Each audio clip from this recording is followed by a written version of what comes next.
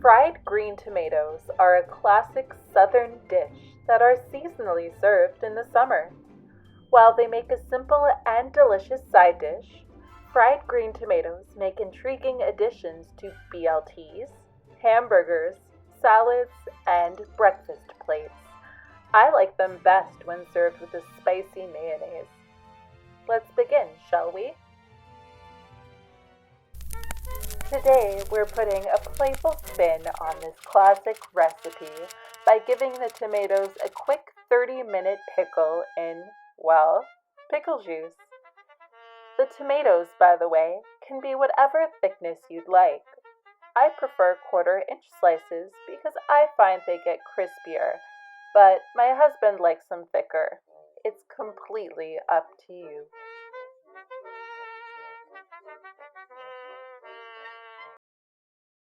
Cornmeal mixture is simple. I use Old Bay and a wee bit of salt in mine. This is an area you can play around with. Use dried herbs, chili flakes, cayenne pepper, or even sumac. Have fun with it. Some recipes will have you coat the tomato slices in egg first. Some even whisk hot sauce and buttermilk in with the egg. But I find it's much more simple to dredge the tomatoes in cornmeal straight away. The cornmeal, after all, will stick, but this is something you could experiment with if you'd like. Since you don't want to have your tomatoes all dressed with nowhere to go, preheat a cast iron skillet while you're dipping your tomatoes in the cornmeal. I like using avocado oil, a little bit of bacon grease, sometimes lard or tallow because of their high smoke points. But use whatever cooking oil you prefer.